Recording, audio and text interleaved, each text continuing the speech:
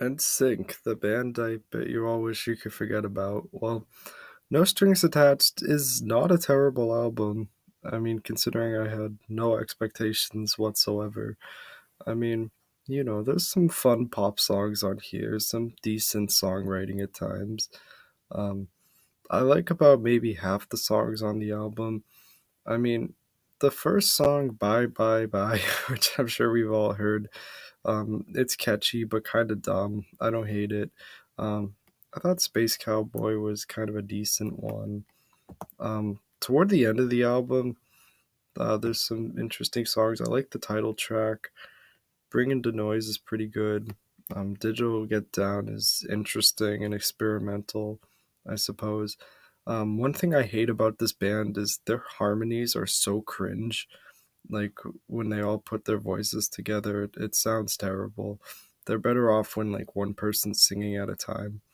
And obviously Justin Timberlake is very talented and had a brighter future than this crappy boy band. Um, as is often the case with albums, especially albums I don't really like, this album is way too long. I mean, they could have like made it 8 songs and no one would have cared. Most of the singles are really bad, but as is often the case, some of the deep cuts aren't bad, and I guess there's some promise shown, but there's some weird production decisions. So overall, this is a very mixed bag for me. It's hard to rate.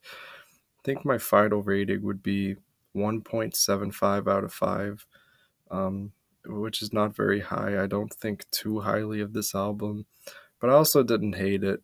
It is laughable at times and incredibly cheesy, um, but at times there's some decent pop catchiness, I suppose. So take that for what you will, people. This NSYNC album, No Strings Attached, is 1.75 out of 5 for me.